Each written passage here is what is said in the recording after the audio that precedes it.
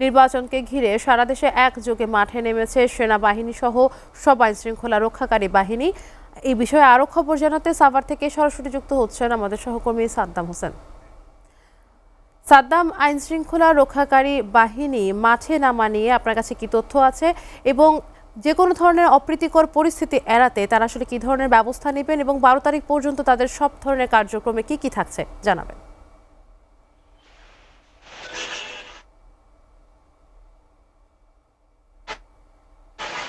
নওশীন, জাতীয় সংসদ নির্বাচন আগামী 12 তারিখে অনুষ্ঠিত হবে। সেটিকে ঘিরে আজ থেকে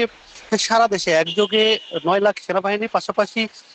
1051 জন যে নির্বাহী ম্যাজিস্ট্রেট এই আইন শৃঙ্খলা বজায় রাখার জন্য মোতায়েন করবেন, কিন্তু একযোগে আজ থেকে কিন্তু শুরু হবে। তারই ফলস্বরূপ যদি বলা যায় যে এই এই আইন শৃঙ্খলা বাহিনী কিন্তু অর্থাৎ যেটিকে বলা হচ্ছে যে আজ আজ থেকেই যদি নামা হয়, এবং আমি যে এই মুহূর্তে যেখানে দাঁড়িয়েছি এটি কিন্তু সাভার এলাকা। তো সাভারে কিন্তু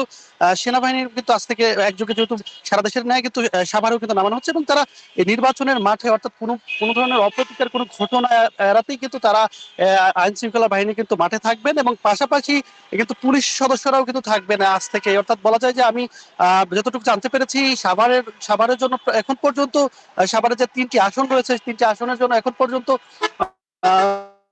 যে নির্বাহী ম্যাজিস্ট্রেটের কথা বলা হয়েছে তিনি 13 জন রয়েছেন, এবং এর সংখ্যা বাড়বে বলে জানান এখানকার দায়িত্বে থাকা নির্বাহী অর্থাৎ এখানকার দায়িত্বে থাকা সাভার উপজেলা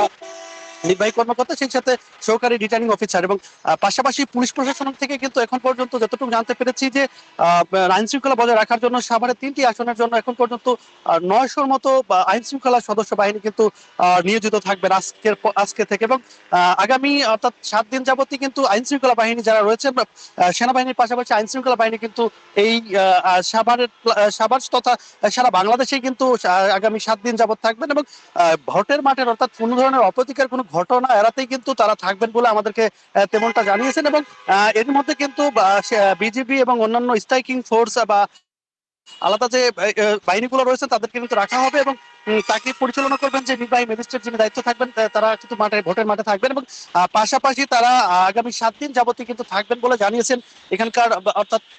এখানকার দায়িত্ব থাকা কর্মকর্তারা বা আমাদেরকে এরকমটাই জানিয়েছেন। এবং পাশাপাশি আমি একটু বলে রাখি, এখন পর্যন্ত সাভারের যে পরিস্থিতি সেটা হচ্ছে এখন পর্যন্ত কোনো ধরনের অপ্রীতিকর কোনো ঘটনা ঘটেনি। তবে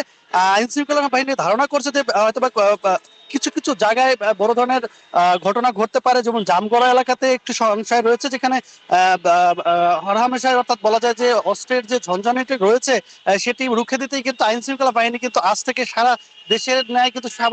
সাভার আশুলিয়াতে কিন্তু তারা থাকবেন বলে আমাদেরকে জানিয়েছেন। এবং পাশাপাশি এই ভোটের মাঠে অর্থাৎ কোনো ধরনের সকাল থেকে অর্থাৎ ভোটের দিন সকাল থেকে কিন্তু তারা থাকবেন, এবং বিভিন্ন স্ট্রাইকিং ফোর্স থেকে শুরু করে রিজার্ভ পুলিশ এবং তাদের কিন্তু রাখা হয়েছে। এবং সেনাবাহিনীর তরফ থেকে যেটি বলা হয়েছে যে তারা বলছেন যে ভোটের মাঠে কোনো ধরনের অপ্রীতিকর কোনো ঘটনা এড়াতে এবং পাশাপাশি কোনো ধরনের বিশৃঙ্খলা হলেই সাথে সাথে কিন্তু সেনাবাহিনী থাকবেন, এমনটি জানিয়েছেন। তো এই ছিল আমার কাছে আইন শৃঙ্খলা বাহিনীর সর্বশেষ তথ্য। সাদ্দাম, আপনাকে ধন্যবাদ।